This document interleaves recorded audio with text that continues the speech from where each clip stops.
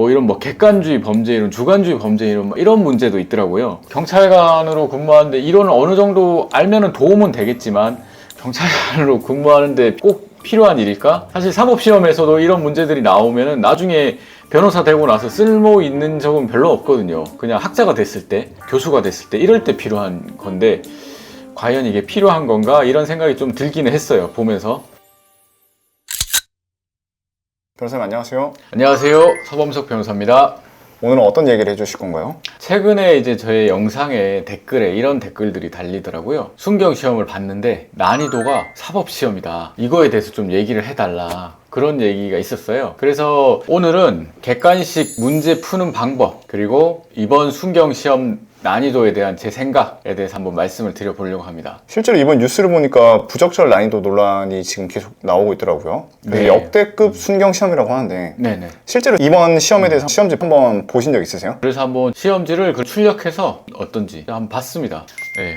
시험지 이렇게 네, 풀었다고 하기는 조금 그런데 하여튼 난이도에 대해서 한번 봤습니다. 이 부분은 잠시 후에 한번 말씀을 드려보고요. 네. 먼저 제 영상 중에 공부법 5가지랑 그리고 단권화에 대한 영상이 있거든요. 안 보신 분들은 그거를 좀 먼저 봐주셨으면 좋겠어요. 그 영상들에서 제가 말씀드렸던 거는 기출문제를 꼭 봐야 한다. 그리고 아웃풋 연습, 모의고사를 보면서 아웃풋 시키는 연습, 실전 연습을 꼭 해야 한다. 이런 내용이고, 기출문제 관련해서는 단원별로 정리가 되어 있는 기출문제집이 있거든요. 그런 거를 보시는 게 훨씬 더 효율적이라고 생각합니다. 이번 순경 2차 시험을 뽑아서 풀고 또 1차를 풀고 작년 거 풀고 이러면은 이 단원에서 어떻게 나오는지 내가 분석을 해야 되는데, 강사나 저자들이 분석해 놓은 것들이 있거든요. 시험을 준비하는 과정에서는 그런 책을 사가지고 보는 것이 훨씬 더 유리하다. 저는 일단 그 말씀 먼저 드리고 싶고요. 그리고 이제 객관식 시험을 딱 이제 친다, 제가. 그럼 저는 어떻게 했냐? 저 같은 경우에는 일단 첫 번째는 문제집을 딱 받으면은 1번부터 끝까지 정독을 하면서 다 봤습니다. 실제 시험에서요? 네, 실제 시험, 객관식 시험을 볼 때 제가 사법시험 보고 뭐 무슨 시험을 보든 어떤 시험이든 1번부터 첫 글자부터 쭉 읽어 나갑니다. 저는 뭐 어떤 분들은 문제지를 이렇게 쭉 들춰보시는 분도 있다 하더라고요. 근데 그렇게 슬쩍 들춰봐가지고 난이도나 이런 걸 판단하기 좀 어려울 것 같고, 저 같은 경우 첫 번째 풀 때는 1번부터 끝까지 쭉 풀어 나갑니다. 첫 번째라고 얘기한 거는 시험을 풀 때 보통 2번 이상을 풀게 되더라고요. 그 풀어나가는데 2번 이상 풀려면 어떻게 해야 되냐? 하나의 문제에 너무 집착하면 안 됩니다. 모르면은 넘어가야 돼요. 어떻게 해서는 풀려고 하는 게 아니라 네. 내가 2번에서 막히면 2번 패스하고 3번으로 넘어가야 되는 거예요. 네네. 그래서 이제 저 같은 경우는 크게 3가지로 나눠서 문제 번호 있죠. 1번, 2번 해갖고 답의 번호 말고요. 이제 문제 앞에 번호에다가 확실히 아는 거는 그냥 풀고 넘어가고, 예를 들면 3번 문제예요. 근데 답이 4번인지 5번인지 헷갈린다. 그런데 4번 같다. 그러면은 그걸 막 계속 고민하고 있지 말고, 그럼 4번을 먼저 쓰고 5번 쓰고 그 문제의 번호 3번이라는 문제의 번호가 있죠. 거기에 세모 표시를 해놓고 그리고 바로 넘어갑니다. 거기에 시간을 너무 많이 두고 있으면은 다음 문제를 못 풀어요. 그리고 봤는데 이거는 1번부터 5번까지 답이 뭔지 도저히 모르겠다. 그럼 그냥 별표 치고 넘어갑니다. 예를 들면 이 순경형법이 40문제 40분에 풀어야 된다 이렇게 얘기를 하는데, 그거 하나에 뭐 예를 들면 2분 3분 이렇게 붙잡고 있으면은 쉬운 문제를 틀릴 수가 있거든요. 어려운 문제를 맞추는 것도 중요하지만 쉬운 문제를 확실하게 하고 가야 돼요. 왜냐하면 어려운 문제도 1점이고 쉬운 문제도 1점이거든요. 사법시험 같은 경우에는 2점짜리 3점짜리 막 이런 식으로 배점이 달랐어요. 그러니까 조금 뭐 시간 배분을 다르게 할 수도 있겠지만, 이런 식으로 한 문제당 1점씩이 똑같은 배점인 이런 시험에서는 무조건 저는 시간 배분이 정말 중요하다고 생각합니다.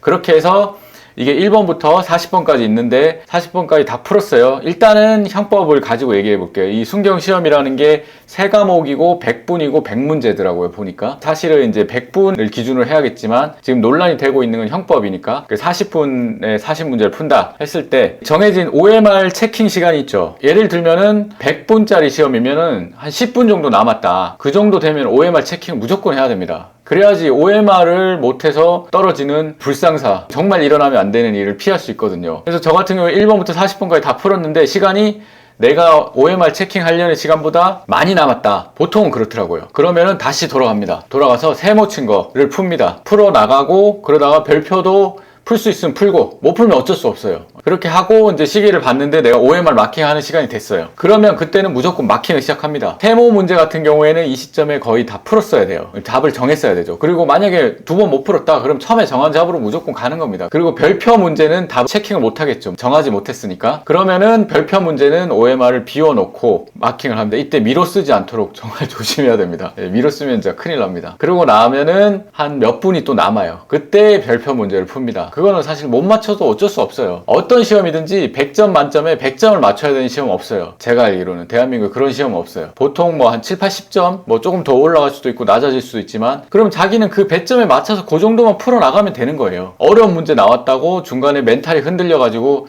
아 이번에도 망했다 이러면은 안 됩니다. 왜냐면 뒤에 쉬운 문제 많을 수도 있고 자기가 어려운 문제는 다른 사람도 어차피 다 어려워요. 나만 어려운 게 아니에요. 근데 그거를 굳이 붙잡고 끙끙대면서 맞추지 못할 것 같은 문제를 계속 풀고 있다는 거는 시험에 스킬이 부족한 게 아닌가 그런 생각이 듭니다. 실제로도 이렇게 시험에 스킬이 부족한 분들 꽤 있나 보네요. 그런 사람이 있는지 조사를 해보진 않았는데 그런 사람들도 충분히 있을 거라고 생각해요. 그리고 이론적으로는 이렇게 생각을 하고 있지만 실전에서 이렇게 적용을 못 해가지고 떨어지는 분들도 있지 않을까. 사실 시험 당일날 잘 치는 거는 방어라고 생각합니다. 내 실력이 어느 정도 올라왔고 나는 이제 합격할 수 있는 그런 방어인 거지, 공격을 하는 거는 시험 전날까지 공부해가지고 내 실력을 최대한 끌어올려 놓는 공격을 하고 내가 실력이 딱 찼는데 시험날 망하지 않게 하는, 그렇게 하는 것이 스킬이라고 생각합니다. 네, 저도 변호사님 의견에 되게 공감을 하는 게 저도 옛날에 공인중개사 시험을 합격했지 않습니까? 네, 그렇죠. 제가 항상 객관식을 문제 풀 때 어떻게 하냐면 1번 풀 때 확실히 이게 답이란 게 알면 전 동그라미를 쳐버리거든요. 아, 그렇죠. 그리고 2번 애매하면 세모를 치고 쭉 나가면서 계속 동그라미를 쳐놔요. 그러면 우리가 시험 보기 전에 대략 커트라인이라는 게 있을 거 아니에요. 상대평가지만 대략 몇 개 이상 하면 안정권이다라는 게 딱 그려지잖아요. 그럼 그때부터는 아까 말한 것처럼 세모를 치는데 거기서 답을 체크할 때 마음이 좀 가벼워지면 오히려 생각이 더 잘 나더라고요. 그럴 수도 있어요. 네, 맞습니다. 그래서 별표 한두 개밖에 안 되면 아 그래 이건 날린다. 그래 이건 버리자. 그래도 합격일 것 같다.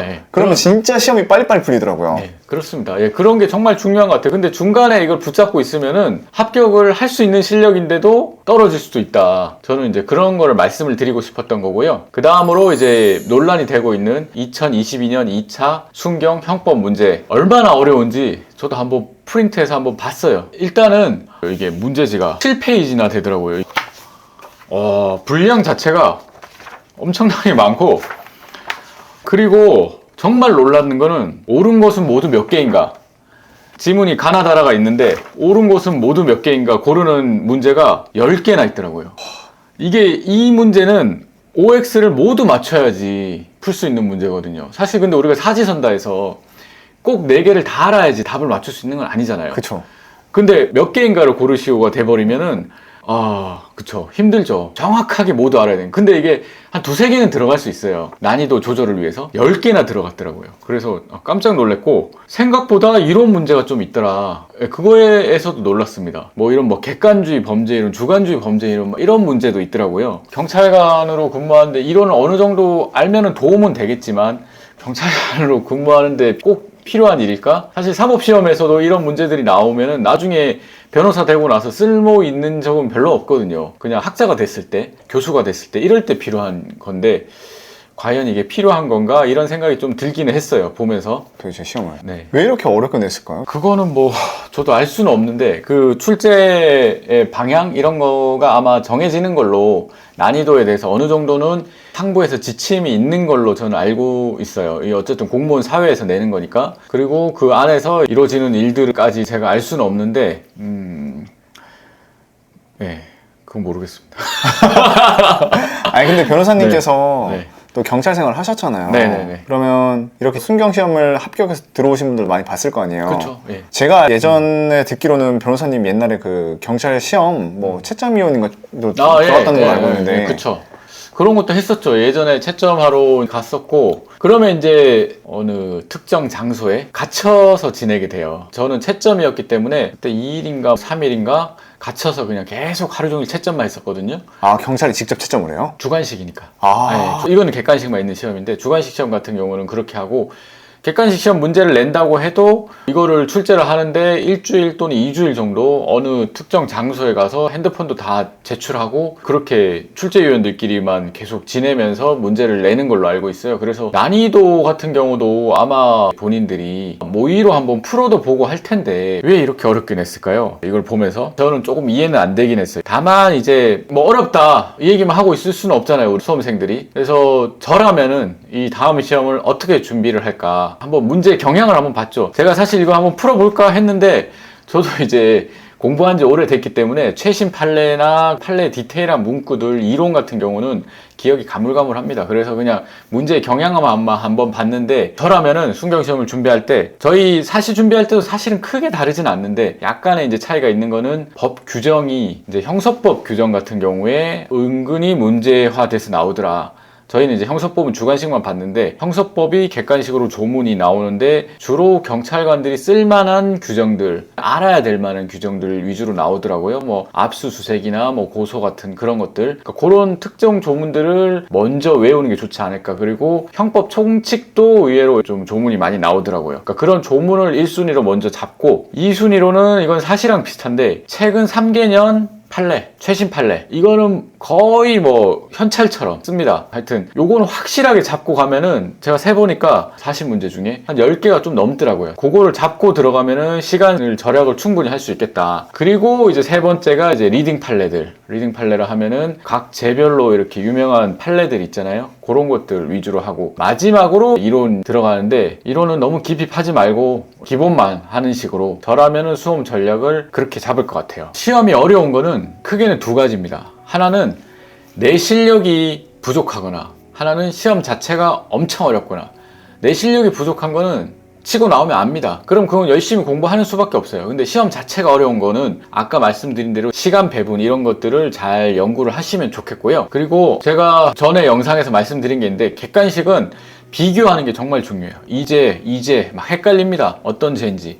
그런 것들을 계속 비교하시면서 하다 보면은 시험장에서 조금이라도 덜 헷갈리실 수 있을 거예요. 아, 이번 시험 너무 어려워가지고 힘들어 하시는 분들이 제 유튜브에 와서 댓글까지 이렇게 달아주시고 하셨는데 기운을 내시고 이번 시험이 끝이 아니기 때문에 또 한 번 더 달린다는 기분으로 몸을 추스려서 해보시면은 다음번 시험에 꼭 합격하실 수 있으실 겁니다. 화이팅! 네.